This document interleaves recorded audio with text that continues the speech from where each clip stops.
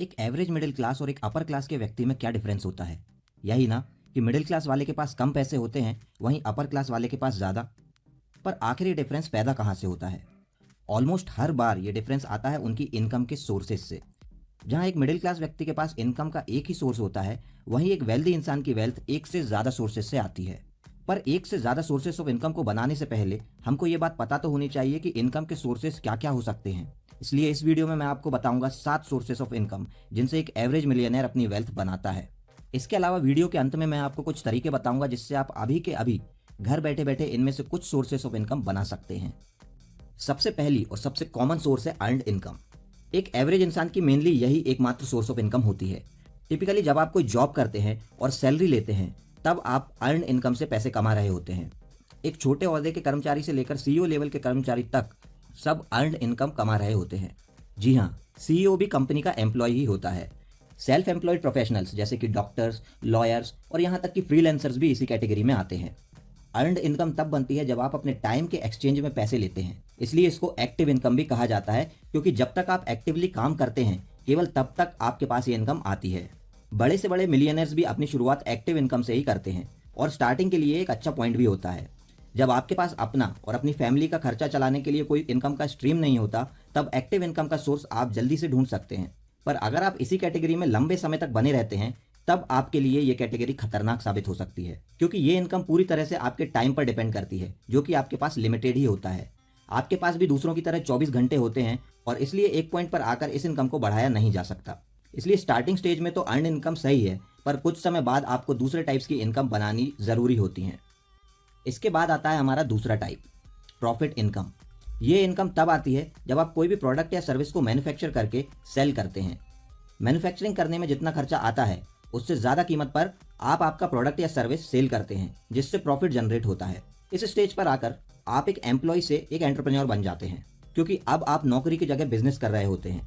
पहले के टाइम में एक बिजनेस स्टार्ट करना बहुत कठिन काम होता था, क्योंकि इसमें बड़े लेवल का इन्वेस्टमेंट चाहिए होता था और हर किसी के पास इन्वेस्टमेंट करने के लिए पैसे नहीं होते थे। पर इंटरनेट के आने के बाद से बहुत कम या बिना इन्वेस्टमेंट के भी बिजनेस स्टार्ट करना पॉसिबल हो गया है। प्रॉफिट इनकम भी 2 टाइप की हो सकती है, एक्टिव इनकम और पैसिव इनकम। अगर आप प्रोडक्ट खुद अपने हाथों से मैन्युफैक्चर कर रहे हैं तो ये एक एक्टिव इनकम होगी। इसमें भी आप जब तक काम कर रहे हैं तभी तक इनकम आएगी। एग्जाम्पल के लिए हैंडीक्राफ्ट्स, पेंटिंग वगैरह अगर आप खुद बनाकर बेच रहे हैं तो ये एक्टिव प्रॉफिट इनकम होगी। एक्टिव प्रॉफिट इनकम के मॉडल को आप बड़े स्केल पर नहीं ले जा सकते। पर अगर आप अपने प्रोडक्ट को बस डिज़ाइन कर रहे हैं और कोई मैन्युफैक्चरर आपके लिए प्रोडक्ट बना रहा है, या फिर आप कोई डिजिटल प्रोडक्ट बनाते हैं, तो इस प्रॉफिट इनकम को बड़े स्केल पर ले जाने और इसको पैसिव इनकम बनाने के चांसेस आपके पास ज़्यादा होते हैं। क्योंकि इसमें अगर आप एक बार अपने बिजनेस की प्रोसेस सेट कर लेते हैं या एम्प्लॉयज़ हायर कर लेते हैं, तो आपके पास फिर फ्री टाइम बचता है। कभी भी कोई भी बिजनेस स्टार्ट करने से पहले हमको ये देखना जरूरी होता है कि वो एक बड़े लेवल तक स्केल किया जा सकता है या नहीं। तीसरी इनकम कैटेगरी होती है इंटरेस्ट इनकम। ये इनकम तब होती है जब आप किसी को अपने पैसे उधार देते हैं और उस पर इंटरेस्ट लेते हैं। Bank deposits, government bonds, debentures, fixed deposit वगैरह इंटरेस्ट इनकम कमाने के कुछ मीडियम्स हो सकते हैं। ये इनकम पूरी तरह से पैसिव इनकम होती है, क्योंकि इसको कमाने के लिए आपको एक्टिवली काम नहीं करना पड़ता।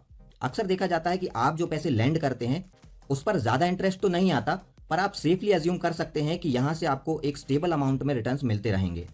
अपनी पहचान वालों, रिश्तेदारों या दोस्तों को पैसे इंटरेस्ट पर देना अवॉइड करें, इससे आपके रिलेशंस खराब हो सकते हैं।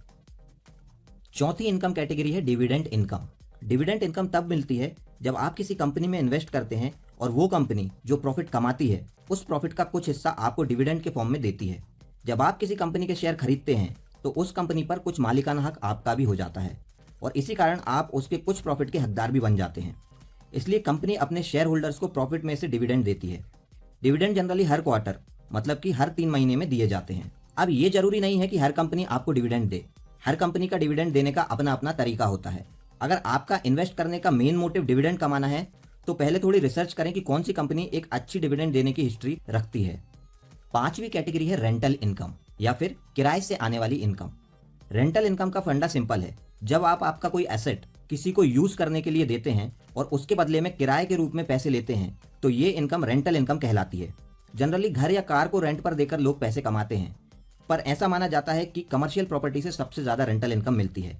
कमर्शियल प्रॉपर्टी मतलब कि वो जगह जिसका यूज़ बिजनेस करने में हो सकता है। अगर आपकी बिल्डिंग में कोई दुकान खोल रहा है हॉस्पिटल खोल रहा है या ऐसा ही कोई दूसरा बिजनेस कर रहा है तो उससे आपके पास ज़्यादा रेंट आएगा। वहीं अगर आपकी बिल्डिंग एक घर के फॉर्म में यूज़ हो रही है जिसमें आपके किराएदार रह रहे हैं तो उससे आपकी रेंटल इनकम कुछ कम आएगी। जरूरी नहीं है कि आपको रेंटल इनकम के लिए बड़े बड़े इन्वेस्टमेंट्स ही करने पड़े। आप कम इन्वेस्टमेंट वाली चीज़ें भी रेंट पर दे सकते हैं, जैसे कि कोई इंस्ट्रूमेंट्स, इवेंट्स के लिए speaker system, hand cards etcetera. हमारी छठी इनकम सोर्स है रेसिडुअल और रॉयल्टी इनकम। इस सोर्स से आपको आपके एक बार किए गए काम के लिए फ्यूचर में कंटिन्यूसली इनकम होती रहती है। जैसे अगर आपने कोई बुक लिखी है तो वो जब तक बिकती रहेगी उसकी रॉयल्टी आपको मिलती रहेगी। कुछ ऑथर्स की बुक्स पर मूवीज और टीवी सीरियल्स भी बन जाते हैं और ऐसे केस में उनको और ज़्यादा रॉयल्टी मिलती है।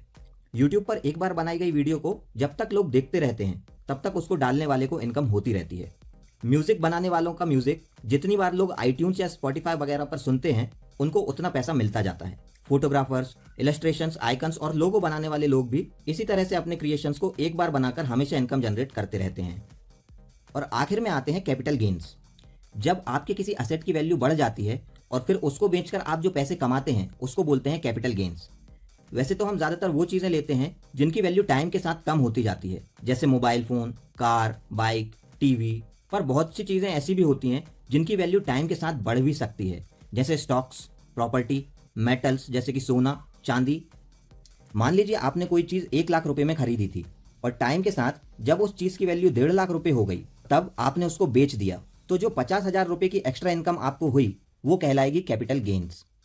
तो ये थी 7 अलग अलग टाइप की interest income. Interest income start करने के लिए आप घर बैठे म्यूचुअल फंड्स में इन्वेस्ट कर सकते हैं।